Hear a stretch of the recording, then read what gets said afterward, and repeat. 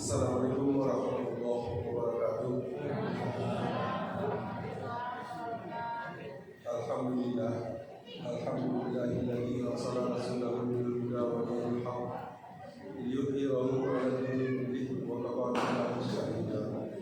Asyhadu an la ilaha illallah wa asyhadu anna Muhammadan abduhu wa rasuluh. La nabiyya ba'da.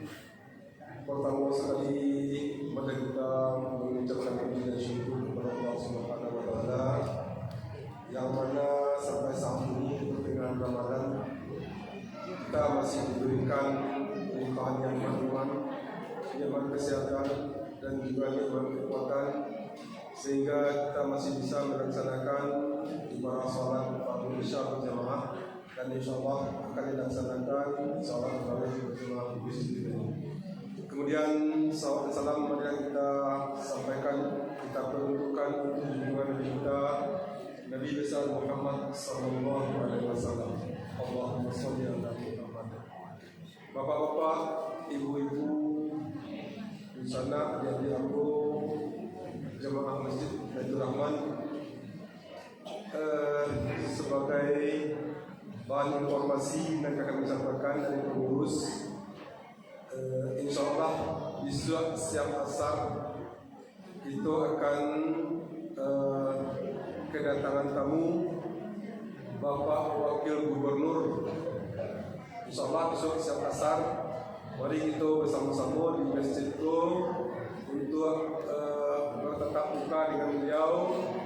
Kalau ada unek-unek yang mau disampaikan, keinginan yang akan diutarakan kepada beliau untuk masjid kita kok, jadi ataupun untuk kampung kita kok.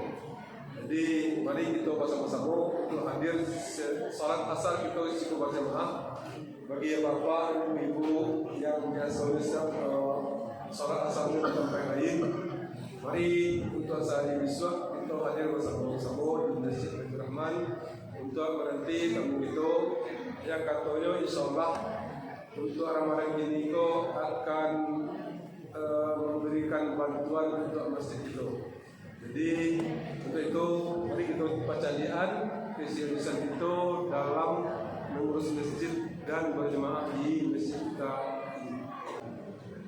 Bapak Ibu, sebelum kita akan menyampaikan tausiah Ramadan, acara pertama akan kita isi oleh kultum sekretari dari Ananda Kito Irsyad Pondok Pesantren Haji Muhammad Najis di Bulai Bancang. Jadi kepada Ananda Kito Irsyad kami persilakan. Assalamualaikum warahmatullahi wabarakatuh.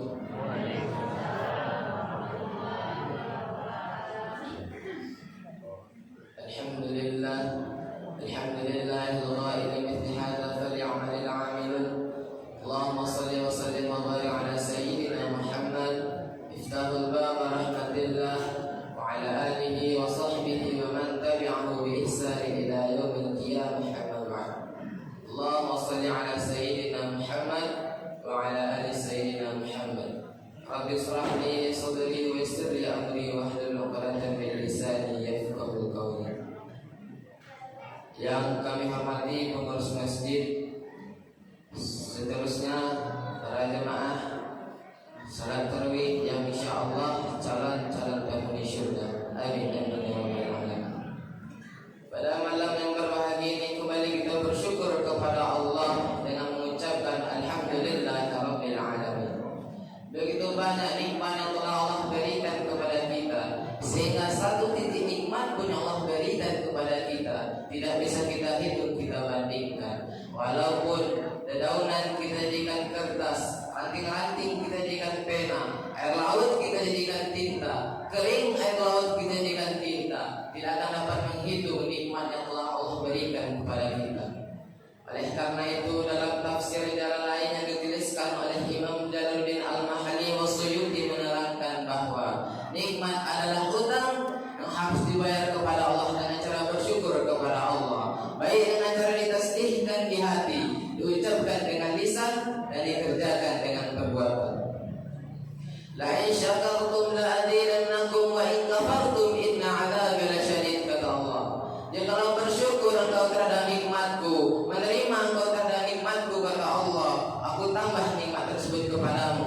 Jikalau kufur, ingkar, dusta engkau terhadap nikmatku, kata Allah, niscaya ingatlah sesungguhnya azabku sangat pedih. Mudah-mudahan kita yang hadir pada malam hari ini merupakan hamba-hamba yang selalu bersyukur kepada Allah. Amin, amin ya rabbal alamin.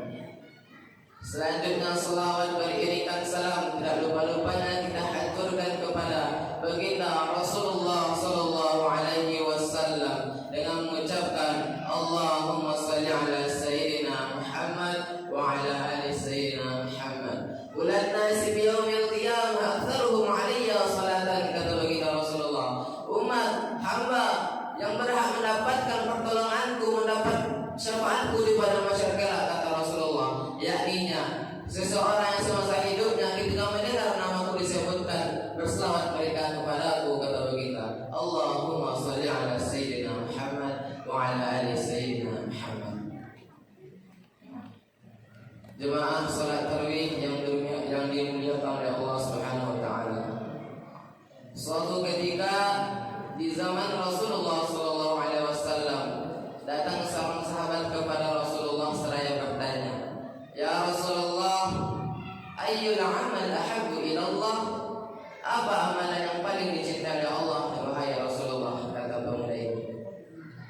Tsumma qala, menjawab Rasulullah, as-salatu ala waqtiha, salat di atas waktunya. Dalam sebagian riwayat disebutkan as-salatu fi awwali waqti, salat di awal waktunya.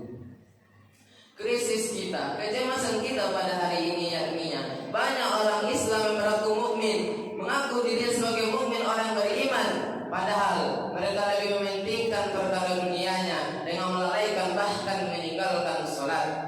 Orang yang seperti ini, kata Allah, termasuk dalam golongan yang fawailul lil musallin, celaka dia, kata Allah. Allah mengatakan yang celaka bukan orang yang tidak salat, bukan orang yang tidak berzakat, bukan mereka yang tidak naik haji.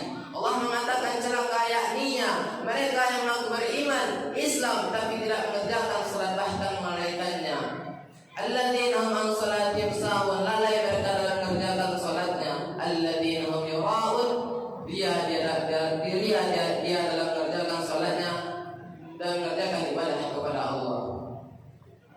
Man taraka salata muta'ammidan, barang siapa meninggalkan salat secara sengaja, kata Rasulullah, faqad kafara zihar, kafir dia secara nyata. Innahu ala yu'asabu bi'abdi yawmal qiyamah, karena sesungguhnya amalan perbuatan yang pertama kali dituntut ditanya oleh Allah di padang mahsyar kelak, yakninya adalah salat. Tsumma ayyu ya Rasulullah, kata pemuda ini. Kemudian apa ya Rasulullah? Tsumma qala, menjawab Rasulullah, birrul walidain, berbakti kepada kedua orang tua. Kita sering mendengar bahkan mengucapkan kata-kata berbakti kepada kedua orang tua. Kenapa tidak pernah terucapkan di lisan kita kata-kata berbuat baik kepada istri, berbuat baik kepada anak? Maka mestilah seorang suami pasti sayang kepada istrinya, seorang istri pasti sayang kepada suaminya, seorang orang tua pasti sayang kepada anaknya. Bapak sayang itu sama anak bapak? Iya Ustaz. Bagaimana saya tidak sayang kepada anak saya? Anak saya adalah investasi saya di dunia akhirat. Dia bisa membanggakan saya di dunia, menaikkan derajat saya di dunia, dan bisa membawakan saya ke surganya Allah di padang mahsyar kelak, di hari kiamat kelak. Sedangkan orang tua kita apa? Apa budaya telah orang tua bapak lakukan kepada bapak?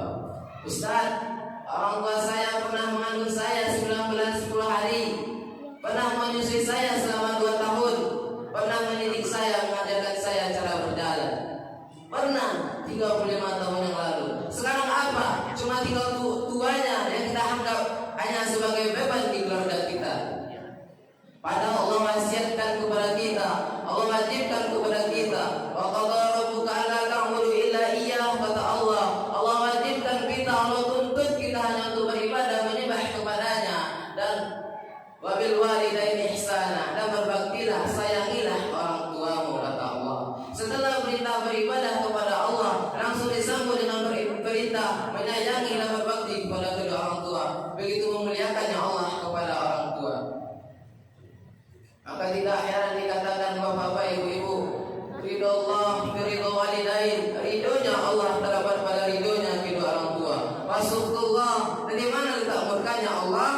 wa sukhullah fi sukhil walidain. Murkanya Allah terdapat pada murkanya kedua orang tua. Ada sebuah kisah yang mungkin bisa introspeksi, bahkan menjadikan suatu pelajaran bagi kita. Suatu ketika menelpon seorang ibu kepada anaknya, "Wahai anakku, sungguh telah 3 minggu kau tidak menelpon ibu, nak." Kemudian apa kata anak ini? "Maaf bu, aku sibuk." Ibu ini menjawab, Aku dengar kau beli rumah baru." "Iya bu," katanya. "Aku bangga kepadamu nak," kata sang ibu. "Engkau bisa bertanggung jawab kepada istri dan anak-anakmu." 3 minggu yang akan datang kembali sang ibu yang menelpon kepada anaknya, "Nah, 3 minggu sekarang engkau masih tidak menengok ibu. Ibu dengar engkau membeli mobil baru." Apa kata sang ibu? "Iya bu, aku bangga kepadamu nak," kata ibu. "Engkau bisa menyenangkan hati istri dan anak-anaknya." Kemudian 3 minggu akan datang kembali sang ibu yang menelpon kepada anaknya, "Nah, 3 minggu sekarang kau masih tidak menelpon ibu, bahkan menjenguk ibu. Tadi ibu bertemu dengan temanmu di pasar. Dia mengatakan engkau membeli peliharaan baru, yakni anjing yang kau beli di Belanda dengan seharga 50 juta." Apa kata sang ibu? "Nah, wallahi, demi Allah, ketika aku dilahirkan, aku diciptakan kembali oleh Allah. Aku dilahirkan seperti anjing yang kau buatkan kandangnya di depan rumahmu, supaya aku bisa melihat wajahmu setiap saat, agar aku tidak merasakan rasa rindu yang begitu bersangatan," kata ibu ini. Oleh karena itu, ketika masih hidup orang tua kita, ketika masih berada nyawanya di jasadnya, sayangilah dia. Jangan timbul penyesalan di suatu saat kelak. "Lan tarji'a ayyamul lati madat," kata pepatah, hari yang berlalu tidak akan kembali. Jangan sampai kita menyesal, menangis keluar air mata darah di kuburan, di gundukan tanah seraya berkata kepadanya, "Ayah, ibu, sungguh aku menyesal, sungguh hampa hidupku tanpa kehadiranmu. Maafkan jikalau ada kesalahanku." Oleh karena itu, bahkan jihad pun dikalahkan oleh berbakti kepada kedua orang tua. Suatu ketika datang seorang pemuda kepada Rasulullah SAW. "Ya Rasulullah, sungguh namaku telah tercatat dalam orang-orang yang ikut berjihad di jalan Allah. Oleh karena itu izinkanlah aku ikut bersamamu," kata pemuda ini. Kemudian apa kata Rasulullah? "Alaka bi ummik," apakah orang tuamu, apakah ibumu masih hidup, kata Rasulullah. Kemudian pemuda ini menjawab, "Na'am ya Rasulullah, iya, ibuku masih hidup, ayahku, orang tuaku masih hidup," kata anak. Kemudian apa kata Rasulullah? "Islam berijilha fatamma jannah." Engkau urus dia, kau sayangi dia, sungguh surgamu ada telapak kakinya. Begitu muliakan juga baginda Rasulullah kepada sosok ibu, bahkan kedua orang tua. Mungkin sekian dapat kami sampaikan. Anak orang tadi padang panjang sehingga sebentar kepada sikit. Kau dirantang namanya padang telah membuta biar sikit setelah bakal yang berubah ke belakang. Kita bilang terbilang, kita bilang oleh kuburan, bukan bilang jadi dalam anda yang bilang tadi bersambahkan.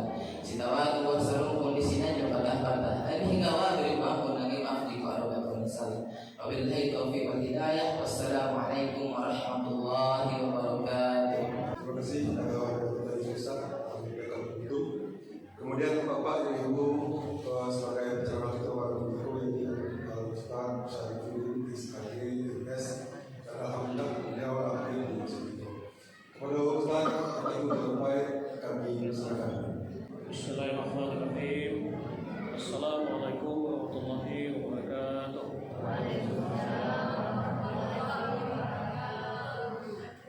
Alhamdulillahirabbil alamin.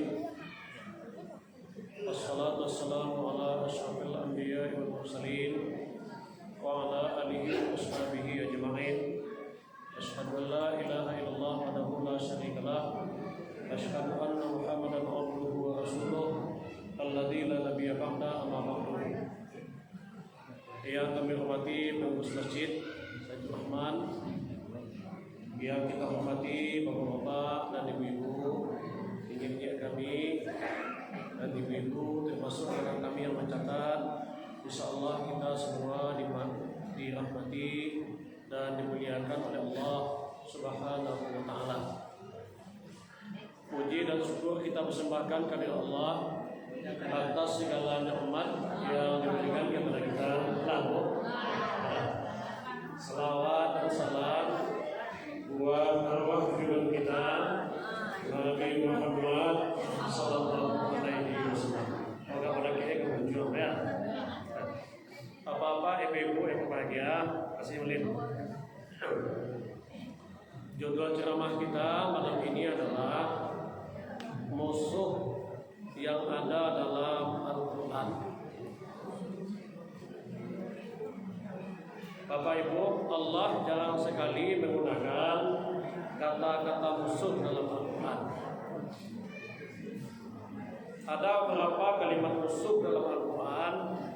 Yang pertama yang disebut musuh itu adalah syaitan. Ya ayyuhalladzina amanu la tattabi'u khutuwatis syaitan innas syaitana lakum aduwwun mubin. Wahai orang-orang yang beriman, janganlah kamu mengikuti langkah-langkah syaitan, karena syaitan itu bagi kamu musuh yang nyata. Jadi musuh kita yang pertama, Bapak Ibu, adalah syaitan. Dia sudah memproklamirkan diri menjadi musuh, akan merayu dan menggoda anak cucu Adam semenjak syaitan atau iblis itu diusir dari dalam surga. Yang kedua yang disebut musuh itu adalah kafir. Kafir harbi. Kafir itu ada bagi dua, ada kafir harbi, ada kafir zimmi. Kalau kafir harbi adalah orang yang berbeda keyakinan dengan kita dan tidak mau membiarkan hidup kita damai, selalu memerangi umat Islam. Seperti kini Israel dengan Palestina. Untuk salat saja ke Masjidil Aqsa tak boleh. Ekonomi diboikot, bahkan diperangi, anak-anak dibunuh. Ini namanya kafir harbi. Harus kita perangi. Yang kedua ada namanya kafir zimmi. Kafir zimmi ini adalah orang yang berbeda keyakinan dengan kita, namun mau hidup berdampingan, namun mau hidup dengan damai dengan kita. Yang begini itu tidak boleh kita perangi. Bantu awak di Bukit Tinggi apa-apa ibu yang mayoritas Islam, kemudian ada Kristen, ada Protestan, ada Hindu, ada Buddha, ada sampai 5 agama Bukit Tinggi. Alhamdulillah sampai saat ini tidak pernah terjadi konflik antar umat beragama. Awak damai, tentram. Hari Minggu mereka damai, aman dinyo beribadah ke gereja.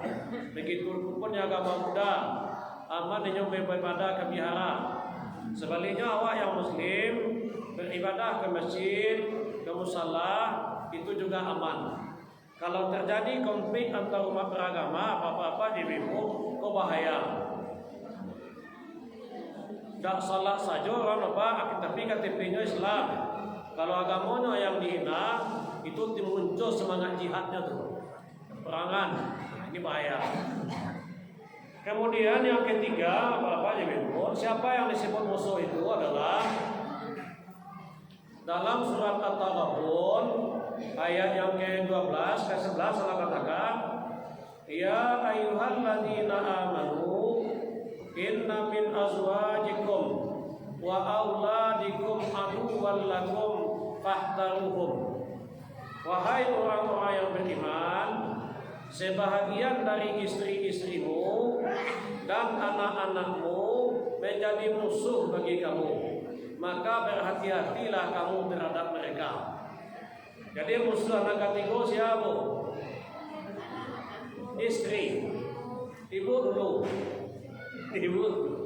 Jadi istri bak musuh. Al-Quran menyebut ibu tak kawan dulu, tapi musuh. Sebahagian dari istri-istrimu ada yang menjadi musuh bagi kamu. Sebahagian tak sadonyo dong.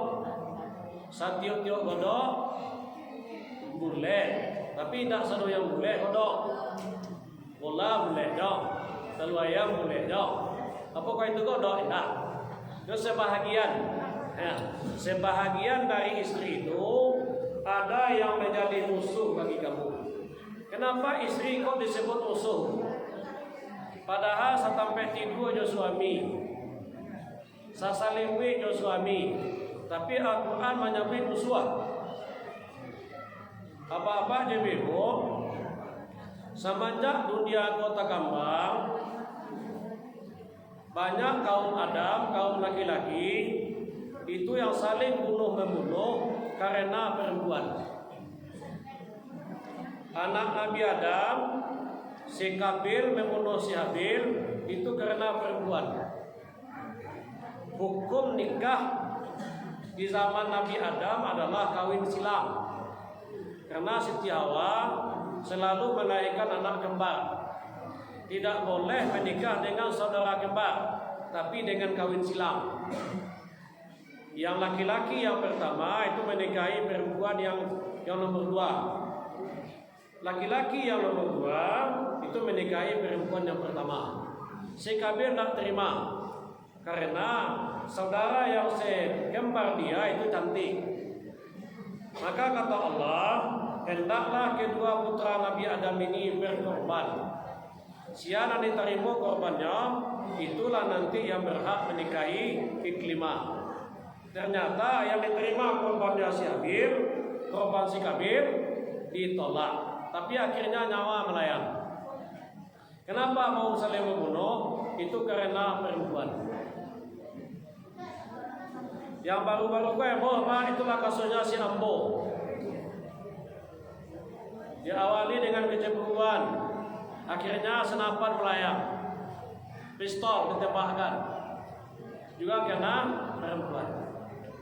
Jadi kenapa istri disebut musuh? Bahkan di akhirat nanti, kalau ibu tak salat, yang bertanggung jawab nanti di hadapan Allah siapa? Ibu, kalau ibu tak salat, yang bertanggung jawab nanti di hadapan Allah siapa? Suami. Pak kok suami bertanggung jawab, mana ibu? Karena suami dan kepala keluarga. Jadi ibu bertanggung jawab, tapi di balik itu dalam ditanya siapa? Pimpinan. Pimpinan awak siapa? Suami. Kalau pimpinan awak di Bukit Tinggi siapa? Wali. Makanya kata Umar bin Khattab ketika beliau jadi khalifah, kalau ada seekor unta yang mati di Madinah, mati karena tidak makan, maka saya sebagai khalifah bertanggung jawab nanti di hadapan Allah. Jadi kalau ibu tak salat, yang pertama jawab siapa? Yang pertama itu ibu dulu. Yang kedua suami. Sebab ar-rijalu qawwamuna 'alan nisa. Laki-laki itu pemimpin bagi perempuan. Jadi ketika yang dipimpin tak patuh, tak salat, tak beribadah, yang ditanyai itu pemimpin. Kalau ibu tak menutupi aurat, yang ditanya nanti di hadapan Allah siapa? Suami. Ibu, aurat kalau perempuan yang muka yang mana? Yang muka mana? Kan dalam Al-Quran surah Al-Quran, kalau kamu salat, basuhlah wajah kamu. Yang mana yang wajah? Bateh di mana? Tempat tubuh rambut. Kiri kanan, telinga di bawah, dagu apa? Cukup. Berarti kau nak boleh tukar dulu. Jadi ibu kalau bertahun kelakuan, jangan nampak ibu buat. Siku buat, bateh siku. Tulangan boleh kau. Tulang dagu, siku batehnya. Siku batas aurat perempuan. Dia telah kuang tu disetel oleh aku. Biarlah diperbaiki. Jangan nampak itu ketika salat. Kalau nampak itu salatnya tak sah karena aurat terbuka. Sama juga anak-anak awak salat pak. Pokoknya awak salat pakai celana lepis.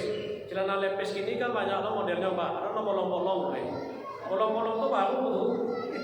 Kadang-kadang yang model itu dipakai ketika salat. Yang bolong itu pas tentang paut. Sanak salatnya enggak, karena aurat terbuka. Atau awak salat pakai celana lepis, pakai baju kaos, tidak pakai singlet. Ketika gua memang terbuka peluang. Ketika sami Allahu liman hamidah nampak pusing. Ketika sujud nanti alhamdulillah nampak peluang melihat. Berarti terbuka aurat sedang salat. Kalau terbuka aurat sedang salat, alaisa salat. Nah. Jadi yang kedua, yang ketiga yang disebut musuh ya istri. Fahsaruhum kata Allah, berhati-hatilah kamu terhadap mereka. Jadi kalau ada orang menyebut ini musuh dalam selimut, itulah musuh dalam selimut yang sebenarnya. Ya, sampai lalu jawab kita yang memenuhi kebutuhannya lahir dan batin, kita yang mencarikan kehidupannya, tapi Allah katakan dia musuh. Inilah musuh dalam selimut yang sebenarnya. Yang terakhir, yang disebut musuh itu adalah aulad. Aulad itu anak.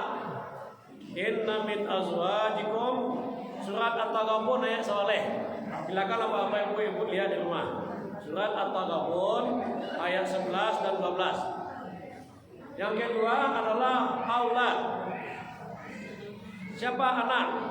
Anak juga musuh. Kenapa anak disebut musuh?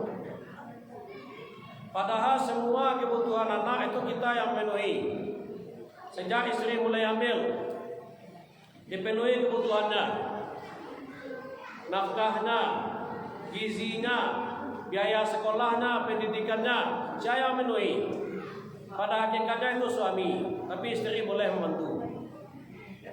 Tapi Allah katakan anak musuh. Sebagian dari anak itu musuh.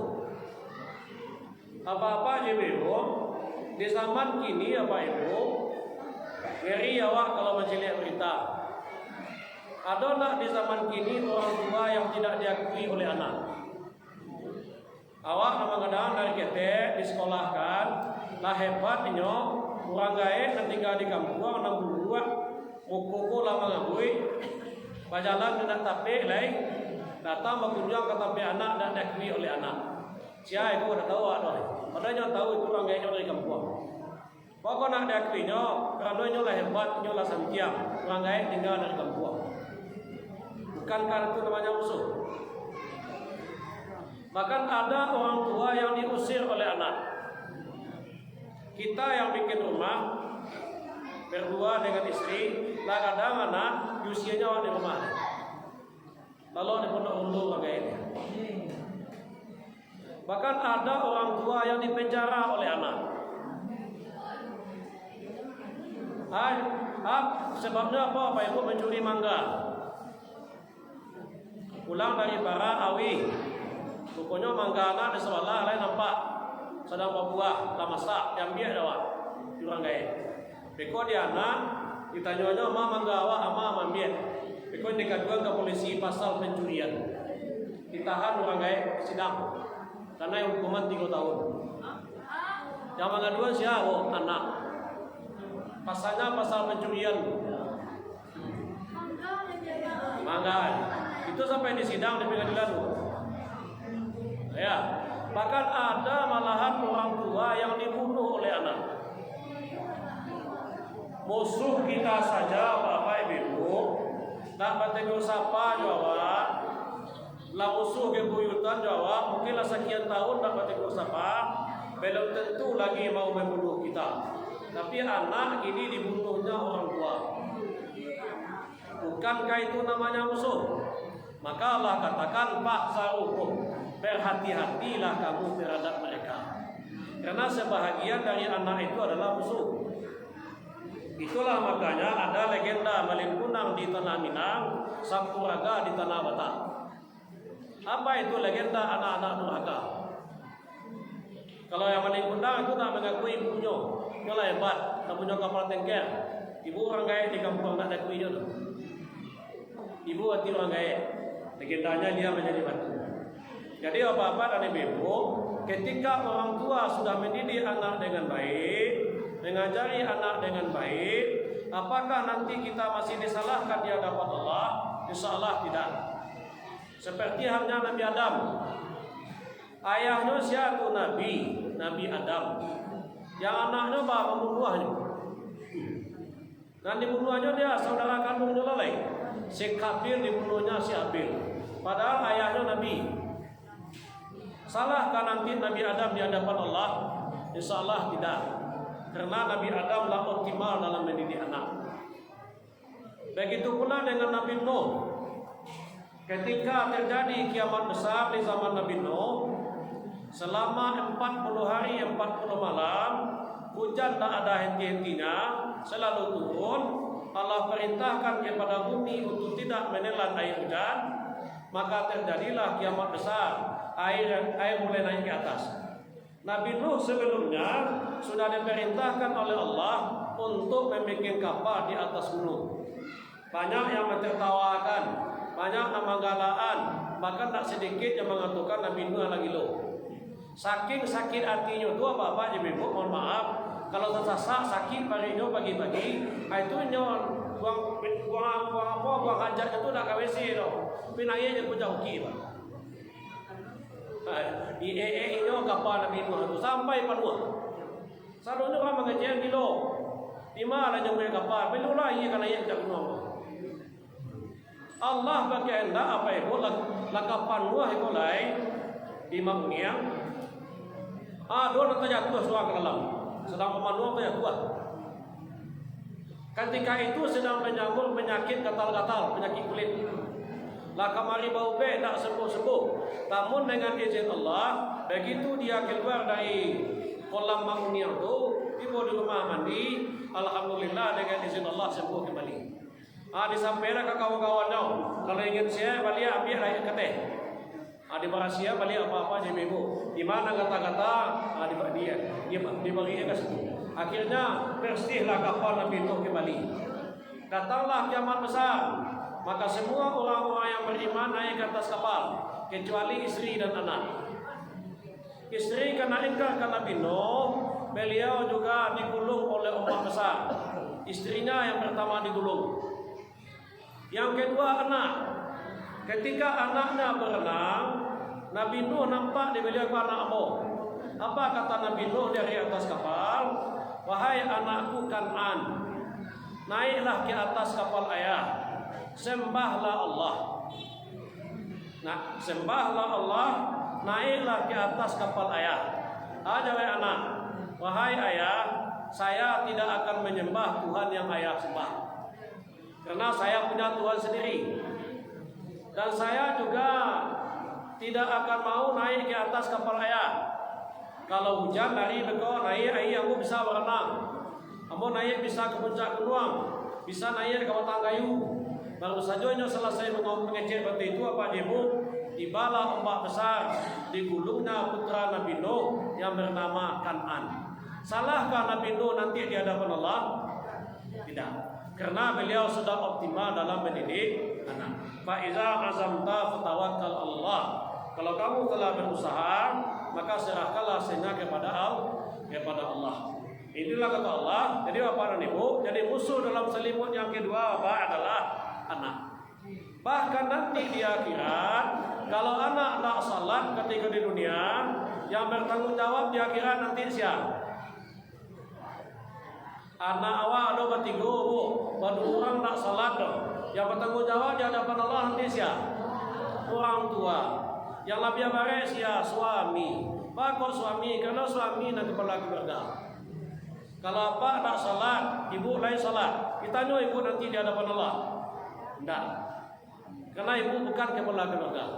Tapi kalau ibu tidak salat, yang bertanggung jawab nanti suami.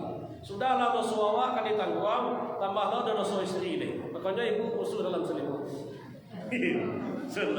Ibu tidak menutupi aurat, tapi yang disalahkan nanti suami. Bapak suami, karena suami yang kepala keluarga. Ketika anak salat, yang disalahkan nanti di hadapan Allah siapa? Ibu dan suami. Tapi yang lebih baik itu ke suami, karena suami yang kepala keluarga. Kalau anak tidak menutupi aurat, anak perempuan, yang disalahkan tentang orang tuanya. Ya, yang lebih berat itu ialah suami. Kenapa suami? Karena suami yang kepala keluarga.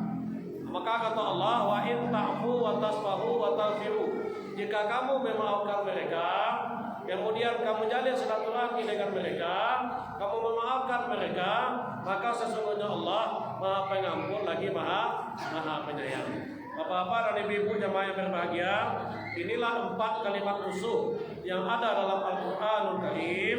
Yang pertama syaitan, yang kedua orang kafir, yang ketiga istri, yang keempat anak. Allah katakan, berhati-hatilah kamu terhadap mereka. Demikian Bapak Ibu kaji kita berjamaah. Billahi taufiq wal hidayah. Assalamualaikum warahmatullahi wabarakatuh. Terima kasih untuk ucapkan kepada sekali yang telah dilakukan sosial malam ini kok mudah-mudahan bisa ambil yang baik-baik dan bermanfaat di tahun 2021. Bapak, Ibu, kami akan melakukan uang masuk pada malam ini anak yatim sebanyak 280.000 rupiah, infak sebanyak 180.000 rupiah, wakaf 180.000 rupiah, dan untuk khatam Al-Quran sebanyak 118.000 rupiah dengan jumlah total 693.000 rupiah. Terima kasih kepada donatur dalam bagian sumbangan untuk kebutuhan dan keperluan masjid itu. Saja dapat kami sampaikan, tadi kurang kami mohon maaf. Billahi taufiq wal hidayah. Assalamualaikum